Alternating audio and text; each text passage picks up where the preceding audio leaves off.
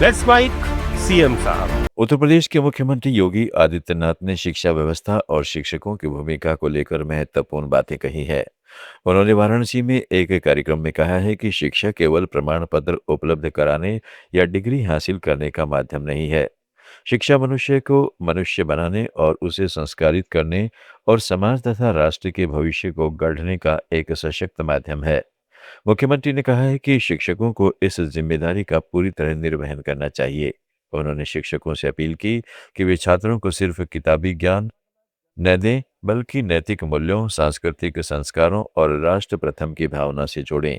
योगी आदित्यनाथ का मानना है कि अगर शिक्षक अपनी भूमिका का सही से पालन करेंगे तो इससे बेहतरीन परिणाम सामने आएंगे और नई पीढ़ी विकसित भारत की मजबूत नींव बनेगी।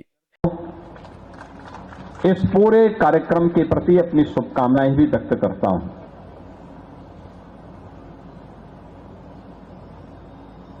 मुझे याद है जब 2017 में सरकार बनी थी,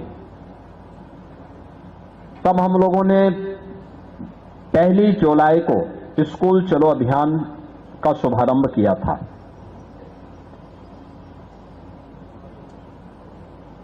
उससे पहले मुझे प्रदेश के अंदर अलग अलग जनपदों में जाने का अवसर प्राप्त हुआ था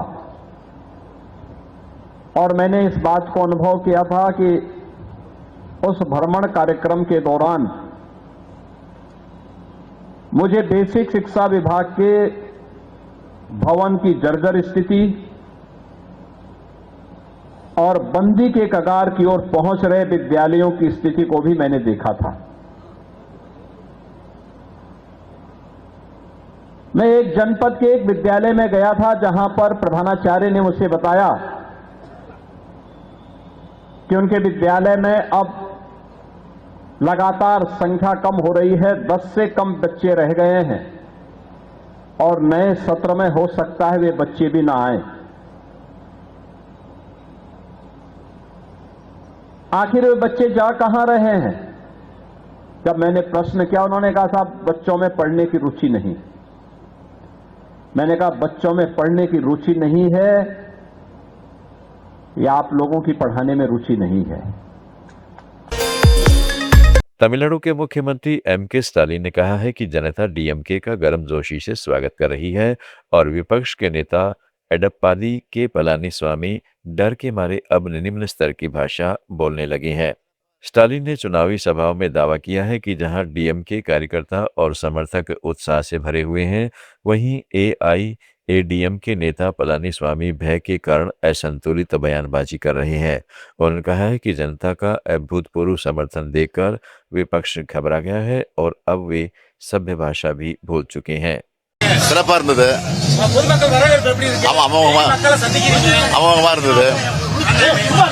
கூப்பன் கொடுத்ததுல வந்து மக்கள் வரவேற்பு கொடுத்தாங்க. சிறப்பா இருக்கு. தொடர்ந்து எதிர்க்கட்சிகள் வந்து பெருவாரியான விஷயத்தை ஜெயிக்க மாட்டாங்க.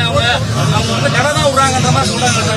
அதனால தரக்குறைவா பழனிசாமி பேச ஆரம்பிச்சிருக்காரு. அதனாலதான். நன்றி சார். उत्तराखंड के मुख्यमंत्री पुष्कर सिंह धामी ने टोन बुक फेस्टिवल के शुभारंभ पर कहा कि यह उत्सव पूरे उत्तराखंड के साहित्य प्रेमियों, विद्वानों, भाषा क्षेत्र में काम करने वाले लोगों और खासकर बच्चों के लिए बेहद महत्वपूर्ण है। मुख्यमंत्री ने कहा है कि टोन बुक फेस्टिवल टोन घाटी के साथ साथ पूरे राज्य के लिए एक बड़ा साहित्यिक आयोजन है। धामी ने सभी संस्थानों और अभिभावकों से आग्रह किया है कि वे अपने बच्चों को इस फेस्टिवल में जरूर लेकर आएं। उन्होंने बताया कि यहाँ लाखों पुस्तकों का विशाल मेला लगा है, जिसमें बहुत कुछ देखने को और सीखने को मिलेगा।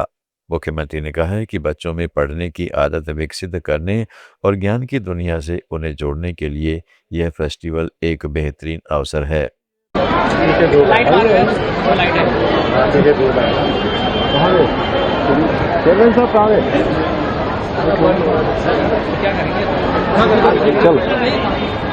सर, टोन बुक फेस्टिवल का आज आगाज हुआ है और 9 दिन तक के चलने वाला है। क्या कुछ इसका उद्देश्य और क्या संदेश इस बार दे रहे हैं? देखिए, दून जो बुक फेस्टिवल यहाँ पर प्रारंभ हुआ है, ये निश्चित रूप से हमारे पूरे उत्तराखंड के दून के आसपास के सभी साहित्य प्रेमियों के लिए, साहित्य के क्षेत्र में काम करने वाले विद्वानों के लिए, भाषा के क्षेत्र में काम करने वाले अन्य कृतियों का संयोजन करने वाले और हमारे जो बच्चे हैं, भावी जो कर्णधार हैं, उनके लिए ये बहुत एक महत्वपूर्ण फेस्टिवल है। और मैं सभी से आग्रह करूंगा कि सभी अच्छे इंस्टीट्यूशन वालों से भी, जो इंस्टीट्यूशन चलते हैं, स्कूल चलते हैं, विद्यालय चलते हैं, और जो अभिभावकगण हैं, अपने बच्चों को जरूर इस फेस्टिवल में लेकर आएं, जिनसे उनको कई लाखों पुस्तकों का ये मेला है, उनको बहुत कुछ देखने को मिलेगा, सीखने को मिलेगा। और जब AI का ज़माना है, आज डिजिटल युग है, ऐसे युग में भी हमारे बच्चों को, हमको, सबको पुस्तकें पढ़ने का भी जो है एक आदत होनी चाहिए। अपने रोज़मर्रा के जीवन में कहीं ना कहीं उनको शामिल करना चाहिए और उनका प्रचार प्रसार भी करना चाहिए। और ये हमारी जो भाषाई विरासत है, वो पीढ़ी दर पीढ़ी आगे बढ़नी चाहिए। उस दिशा में ये बहुत महत्वपूर्ण फेस्टिवल है। दिल्ली की मुख्यमंत्री रेखा गुप्ता ने पश्चिम बंगाल के खड़गपुर में एक जनसभा को संबोधित करते हुए तृणमूल कांग्रेस सरकार पर तीखा हमला बोला है। उन्होंने कहा है कि इस बार बंगाल की जनता ने टीएमसी सरकार को उखाड़ फेंकने का निश्चय कर लिया है। रेखा गुप्ता ने कहा कि यहाँ लोगों में जो उत्साह दिख रहा है, वह साफ बता रहा है कि ममता बनर्जी सरकार बाहर जा रही है और इस बार नरेंद्र मोदी की सरकार बंगाल में बनेगी। उन्होंने कहा है कि यह केवल बंगाल की रक्षा का मुद्दा नहीं, बल्कि पूरे देश की रक्षा का मुद्दा है। रेखा गुप्ता ने आरोप लगाया कि बंगाल में जो घुसपैठिए आ रहे हैं, वे न सिर्फ स्थानीय बंगाली भाई बहनों के अधिकार छीन रहे हैं, बल्कि देश की सुरक्षा के लिए भी बड़ा खतरा बन गए हैं। उन्होंने वादा किया कि भाजपा की सरकार बनने के बाद घुसपैठियों को पूरी तरह रोका जाएगा और बंगाल में कानून व्यवस्था की स्थिति मजबूत की जाएगी। इंजन की सरकार बनाए, जहां विश्वास के साथ आगे बढ़ा जाए, जहां विकास के काम होने चाहिए। इस बार सरकार को उखाड़ फेंकने के लिए बंगाल की जनता ने पूरा निश्चय किया है। आप देख रहे हैं जो हुजूम है, जो उत्साह है लोगों में, वो बार बार बता रहा है कि ममता बाहर और इस बार मोदी सरकार। जिस तरीके से लॉ एंड ऑर्डर को लेकर सवाल काफी उठता है, प्रधानमंत्री ने भी कहा है कि बंगाल में लॉ एंड ऑर्डर को सुधारेंगे, घुसपैठियों को खत्म करेंगे। क्या इस बार ये मुद्दा इफेक्ट करेगा? बिल्कुल करेगा। और ये केवल बंगाल की रक्षा का मुद्दा नहीं है, पूरे देश की रक्षा का मुद्दा है।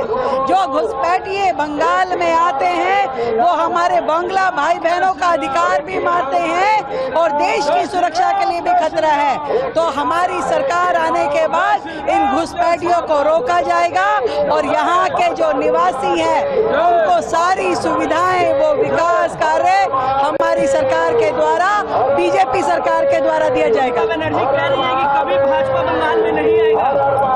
ममता अत्याचारी है, भ्रष्टाचारी है। अब हर रावण का अंत होता है और उनका अंत अब आ गया है। असम के मुख्यमंत्री हेमंत बिस्वा शर्मा ने महमौरा के चराईदेव में कहा है कि सरकार तो दिल्ली से ही चलेगी। दिल्ली और दिसपुर दोनों मिलकर ही डबल इंजन सरकार बनेगी, जो असम के देश विकास का आधार बनी है। मुख्यमंत्री ने यूनिफॉर्म सिविल कोड पर स्पष्ट करते हुए कहा कि यूसीसी से आदिवासी अलग रहेंगे। सरकार तो दिल्ली से ही चलेगा, दिल्ली और दिसपुर दोनों मिलने से तो डबल इंजन होगा ना। जी जी सर, जिस तरीके से वो बोल रहे हैं कि एक अंडर करंट है कांग्रेस का, वो पागल है सर। आदिवासी सुरक्षा को कैसे आप ध्यान रखेंगे? सब लोग यूसीसी से आदिवासी अलग रहेगा। हाँ, थैंक यू सर। सीएम साहब में आज इतना ही। जुड़े रहिएगा लेट्स माइक के साथ।